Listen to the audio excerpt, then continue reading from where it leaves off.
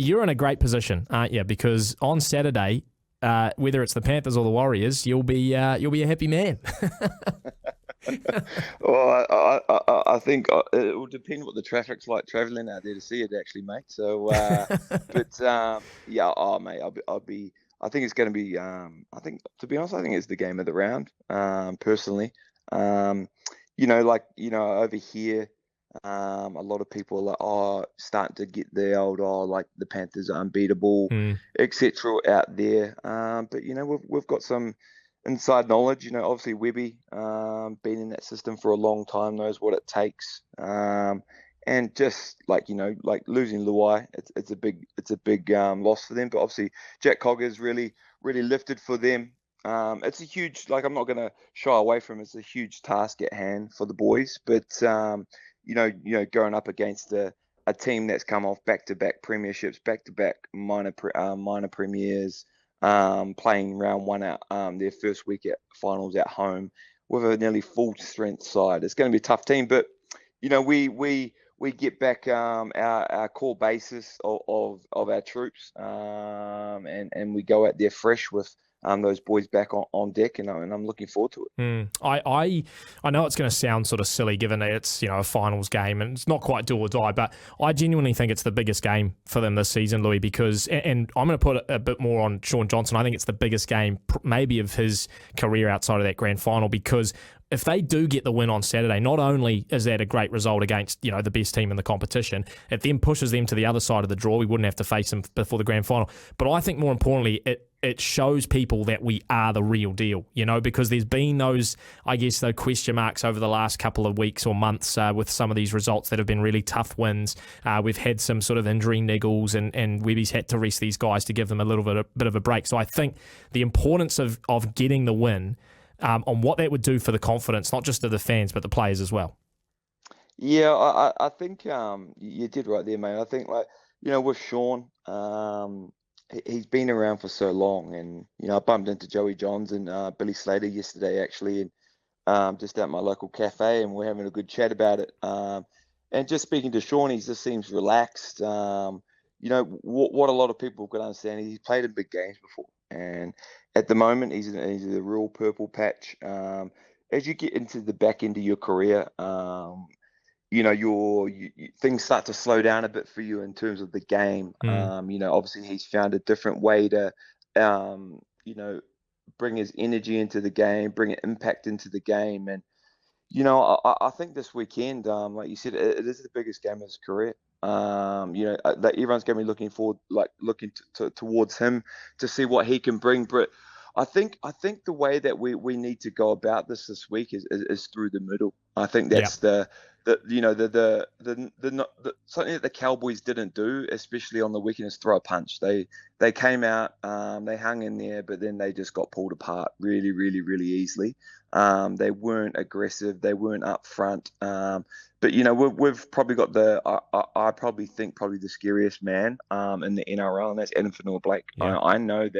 I know I've played against players. I've played on different teams against Adam, where people are actually intimidated by him. His late footwork, his way to get quick play the balls. And I think the juicy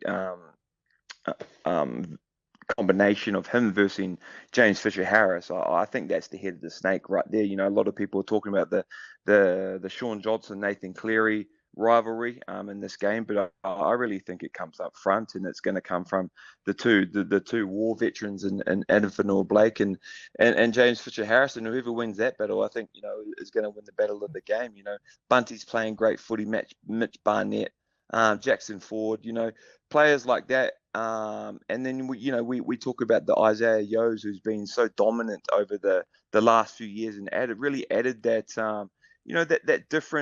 that different aspect to a lock, that ball playing lock. And what a lot of people don't understand is we've got our own and Tohu Harris, who's been in big games.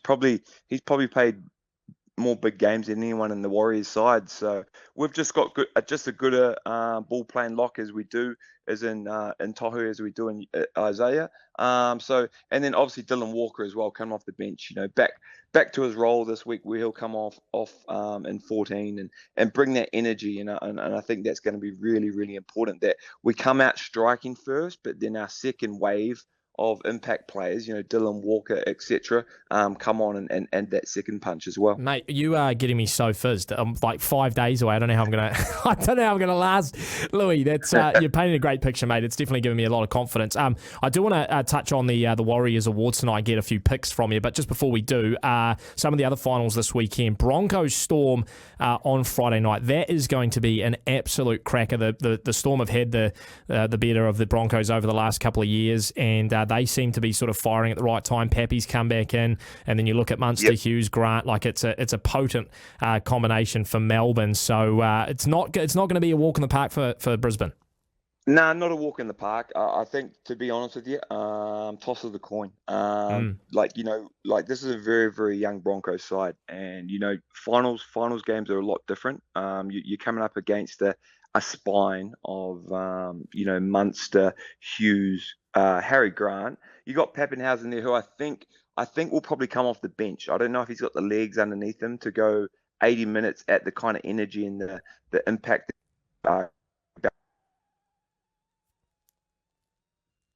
So you'll probably see that young fellow, Meaney at the back. Nick Meaney at the back there. So I think, that spine, the five of them, when they get that rotation right, that's hard to beat.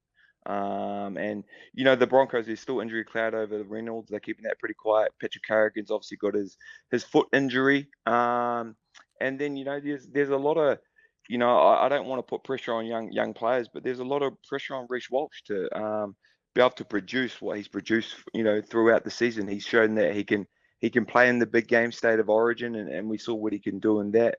But this is finals time, and you're coming up against a team in the Storm who, for a number of years now, this is probably the first year they've gone under the radar. Yeah. They've snuck in there to third place. No one's really talked about them much.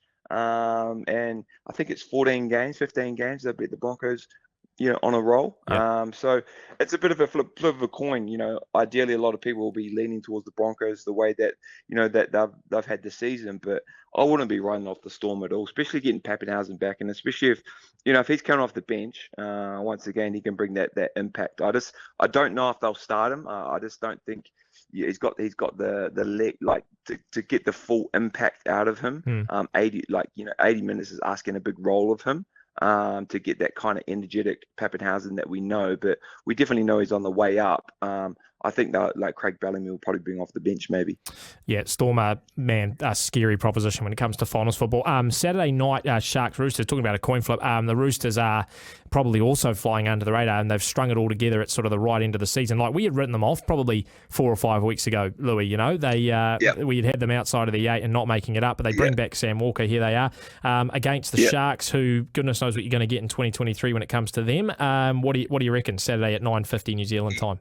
Yeah, it's pretty funny you say that. I actually live in Bondi Junction, so it's been a bit dull here for the last 8 weeks. Everyone's been sort of walking around their heads down, but everyone's sort of out and out there, their Roosters flags, and there's a bit of rivalry there, with the Sharks. Obviously, Craig Fitzgibbon has been a part of the Roosters system for so long. The Sharks get a second opportunity at the finals. They'll probably like reflecting on their final series last year, they're very probably, I guess you would say, they're disappointed in the way they exited out. And like you're so right with what we're going to get. No one sort of knows with what the Sharks are going to be able to get. And, that game yesterday was sort of going either way until obviously you mentioned about Seb Chris before getting that 5-match ban. So, I'm not too sure with the way that's going to head. Sammy Walker, he's just a footballer, isn't he? We saw his football instincts come out against the Rabbitohs on the weekend, and I think that win over the Rabbitohs is going to give the Roosters great confidence. So I'm actually picking the Roosters to win that one. Yep, no, I think I'm with you, mate. And just finally, Knights Raiders, I've said for a long time, Raiders are committing ladder fraud. I don't know how they've finished in 8th position, mate, with a negative points differential. And I actually read somewhere as well, the only team in NRL history to make the top 8 after not beating a single team by 13 or more points during the season. So the games that they've won have all been sort of unders. You reckon it's going to be pretty easy work for the Knights? I wouldn't say easy work, but it is a tough job going from Canberra. I'm guessing I'm not sure if they'd catch the bus or they would fly to Newcastle. But up there in Newcastle, it'll be a packed house on a Sunday arvo. The weather's meant to be fine. It's a tough ask. They get back Jackson Hastings. They get back KP. It is a big ask, and they're playing some great footy. What they're doing is they're playing great team footy. They've finally found that right ingredients that they need. Adam Elliott, the Saifidi brothers are playing great footy too. Someone who's probably gets under the skin of players is someone like Tyson Gamble. And I really think that he's been been a low-key buy of the year for them this year, and I think they'll run away with it in the end. But I wouldn't put it past Ricky. He's got finals experience. He knows how to get these Raiders up for games. Jack Whiten could be his last game for the Raiders. So I'm probably tipping the Knights in that one as well. Yeah, Ricky will have something up his sleeve, no doubt. We're running out of time quickly, Louis, but I did want to ask you, Warriors Awards tonight, and all throughout the show we've been getting people's sort of end of regular season votes in. So I'm going to ask you, who's your player of the year for the Warriors? Yeah, I think it's hard to go past Shaun. If you're going to have a smoky, probably Adam Fanua-Blake. I just think that, those two, the way that they've led, obviously there's big talks over here about Shaun winning the Dally M and stuff like that. So if he's going to win the big gong over here, then it's pretty hard to go past him. But if there's going to be someone that could snatch it from him, I'd definitely say Adam Fanua-Blake. What about your most improved player? Oh, geez, that's a tough one. There's plenty of them. yeah, there is. I'd probably say Wade Egan, to be honest. Yeah, good call. Like Wade has been great. The last few years, and I was fortunate enough to have him when I was at Penrith, and he's a great young player. And I just really feel like the makeup of the squad and the way that Webby's let him, really run the ball and control around the ruck. I think he's been great, or there's been some of our outside backs that have been amazing too. But it'd be hard to go past someone like Wade Egan, or they might give it to someone a little bit younger. Yeah, I think that's a great chat. And just finally, mate, moment of the season or game of the season for you. What was your highlight? Oh, sheesh! I'm really throwing you under the bus here. That's an absolutely tough one, mate. The one that got text through the most was actually the Warriors spoiling Jared Croker's 300th. So I don't know if that's shade towards Jared Croker and the Raiders, or whether people were just that stoked with the result. But that's one that was pretty popular. The other one was, of course, the Sharks comeback, the first game where we came back. And let me say that. I reckon that probably built the inner belief inside of our team. Started to find our identity at Shark Park, down by a lot. We were like, they were writing us off that whole game, and the way that the boys rallied together and sort of, started to believe that's when they started to believe that they could actually, believe in themselves. And I know that Webby, that's one of his big things is about, he was trying to come over here and make this team believe in themselves and what they could do in the comp. And that's probably a great game. There's been so many highlights. I don't know if I've been involved in a Warriors season that's been full of so many great wins. But yeah, I'd probably say that Sharks game, it was a tough one, and to get Shaun to ice it the way he did, and then kickstart his season, I think that's definitely the game of the season for sure. Right, well, let's hope next Monday, Louis, we're talking in similar positivity after a big win over Penrith up at Bluebet. Mate, really appreciate it as always, my friend. We'll let you go. Enjoy the game on Saturday, and fingers crossed for a big win. SENZ. It's Kiwi for sport.